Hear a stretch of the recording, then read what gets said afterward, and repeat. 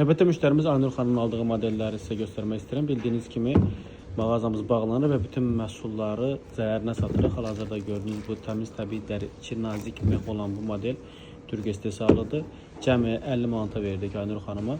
Misroyun bu modeli, baxın, burada da göstərilib. İç çöl komple dəridir, baxın, içi də dəridir, içliyi nə qədər dəridir. Qalınlığına baxın, altlığın rezin olması. Model görən kim bilir ki necə modeldir. Bunu da cəmi 50 manata Bunu size story'da görüp gelmişim. Yine bunun için gelmiştim. Canlı onları da getirdim.